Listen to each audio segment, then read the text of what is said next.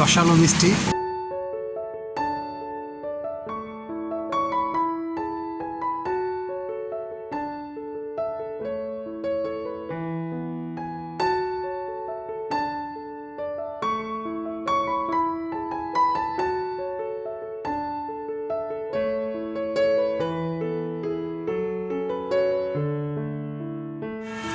আপনারা দেখতে পাচ্ছেন সরাসরি কিভাবে মিষ্টি তৈরি হয়।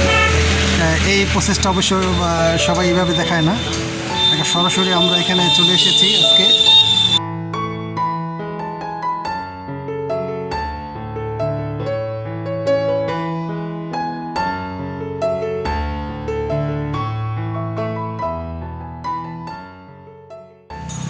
এই যে মিষ্টিটা, এই মিষ্টিটা তৈরি করতে কি কি উপকরণ এবং কিভাবে আপনারা তৈরি করেন, আমাদের একটু প্রসেসটা বললে ভালো হতো।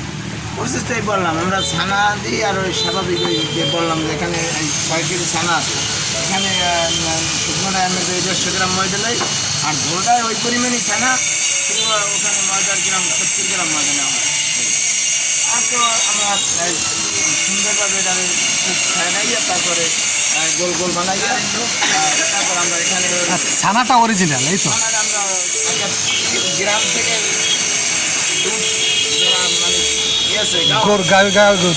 সকালবেলা আমরা এখানে এখন বর্তমানে 1000 কেজি দুধ দৈনিক আছে। তারপর আপনাদের এখানে বিক্রি হয়, বরিশাল দেওয়া হয়, পেট্রোল নিয়ে সংগ্রহ করি, বেকার বেশি লাগে। আর এখন 1000 কেজি এটা আমরা পেট্রোল যদি 400, বরিশাল যদি 600, আর এখানে 400 কেজি। এই মিষ্টিগুলো কীরকম দাম বিক্রি করেন? এইটা হচ্ছে 280 টাকা কেজি। আর যেটা ঝোল মিষ্টি সেটা পার কেজি হয়, সেটা একটা 12 টাকা পিস, একটা 20 টাকা। কেজি কত করে বিক্রি করেন? ওটা কেজি হয়তো ঝোল মিষ্টিটা আমরা কেজিতে বেশি না, ওটা রসালা মিষ্টি, ওটা কেজিতে নিলে ডাইরেক্ট কম, আমরা ডাইরেক্ট ঠকাইতে ইচ্ছা না।